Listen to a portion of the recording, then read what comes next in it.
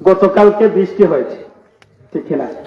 বহুদিন কিন্তু আমরা বৃষ্টির জন্য হাহাকার করছিলাম, কারণ আমাদের কৃষক বাইরে যারা জমি করেছেন, অনেক লোক আছে বাওয়া খেতি করেছে। বাওয়া খেতি বুঝেন তো? এগুলো তো আপনারা বেশি বুঝবেন, কারণ আপনাদের এলাকায় এগুলো বেশি হয়। চৈত্র মাস যখন আসে সমস্ত জমিগুলা পেটে চৌচির হয়ে যায়, ঠিক কিনা? যখন আল্লাহ পাকের পক্ষ থেকে আল্লাহ খুশি হয়ে যান এবং রহমতের বৃষ্টি জমিনে পড়ে, বৃষ্টি পড়ার সাথে সাথে মৃত জমিনটা বৃষ্টি পড়ার সাথে সাথে সজীব হয়ে যায়, জিন্দা হয়ে যায়। যদি বলি না সুবহানাল্লাহ। তেমনি করে রাসূল করিম সাল্লাল্লাহু আলাইহি ওয়াসাল্লাম বলেছেন, উলামায়ে কেরামের মজলিসে বসার পরে আল্লাহর বান্দা যখন আল্লাহর জিকির করে, সুবহানাল্লাহ, রাসূলুল্লাহর উপরে দুরূদ কারিমা পড়ে, আল্লাহ এবং তার হাবিবের আলোচনা করে, কুরআনুল কারীমের আলোচনা করে, আল্লাহ রাব্বুল আলামিন এই আলোচনার কারণে রহমত নাযিল করে। সুবহানাল্লাহ, সুবহানাল্লাহ।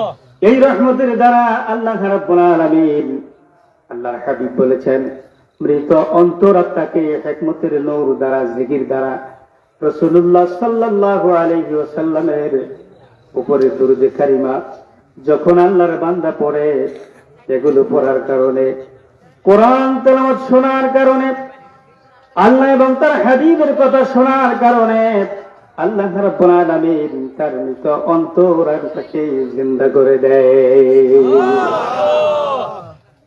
হযরত মুসা আলাইহিস সালাম তুর পাহাড়ে গিয়েছিলেন, যাবার পরে বললেন, রব আপনি যখন খুশি হন তখন কি করে?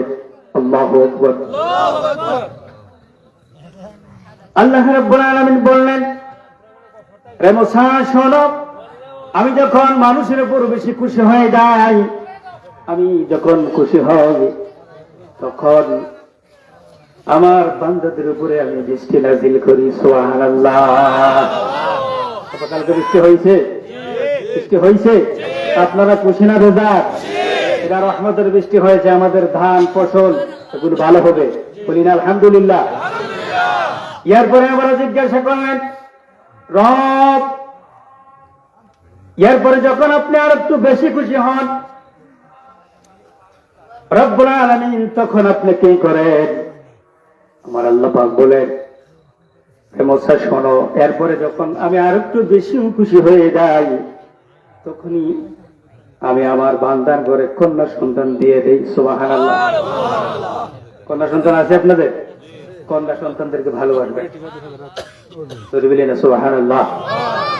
হযরত মুসা আলাইহিস সালাম বলেন, রব আরেকটা কথা জানতে চাই, এরপরে যখন আপনি আরো বেশি খুশি হয়ে যান তখন আপনি কি করেন? আল্লাহ রাব্বুল আলামিন বললেন, মুসা এরপরে যখন আমি অতিরিক্ত খুশি হয়ে যাই তখনই আমি আল্লাহ রাব্বুল আলামিন মানুষের ঘরে মেহমান পাঠিয়ে দিই। সুবহানাল্লাহ। বলি না সুবহানাল্লাহ। প্রিয় বন্ধুরা আমার, আমরা যে জায়গার ভিতরে বসেছি নিঃসন্দেহে এটা জান্নাতের বাগান।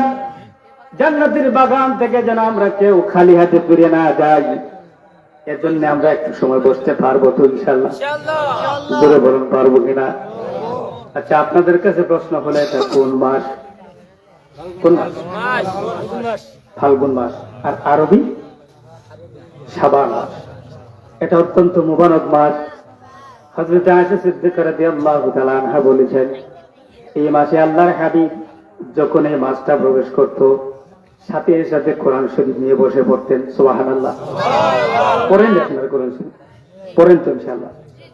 যদি না পড়েন আল্লাহর রহমত থেকে বঞ্চিত হয়ে গেলেন। চেষ্টা করবেন অন্তত প্রতিদিন একটা পৃষ্ঠা পড়ার। পারবেন তো? যারা পড়তে জানেন, আর যারা জানেন না, যারা পড়তেছে তাদেরটা শুনবেন, সমান সব। সুবহানাল্লাহ। প্রিয় বন্ধুরা আমার, হযরত আয়েশা সিদ্দিকা বলেছেন, এই মাসটা যখন প্রবেশ করত রাসূল করিম সাল্লাল্লাহু আলাইহি ওয়াসাল্লাম কোরআন নিয়ে বসতেন, সাহাবায়ে কেরামরা কোরআন নিয়ে বসে পড়তেন, কোরআন তেলাওয়াত করতেন, আল্লাহর হাবিবের উপর দুরূদ কারিমা পড়তেন। আল্লাহর জিকির করতেন। আল্লাহ রাব্বুল আলামিন এই মাসে অসংখ্য গণিত নিয়ামত দান করেন, অসংখ্য গণিত নিয়ামতের ভাগীদার করে। যদি আল্লাহর বান্দা আল্লাহকে খুশি করার জন্য কোরআন তেলাওয়াত করো, আর যদি রাসূলুল্লাহর উপরে দরুদ কারিমা পড়ো, রাসূলুল্লাহর ভালোবাসা, আল্লাহ রাব্বুল আলামিনের ভালোবাসা অন্তরের ভিতরে আল্লাহ রাব্বুল আলামিন পয়দা করে দিবেন। সুবহানাল্লাহ।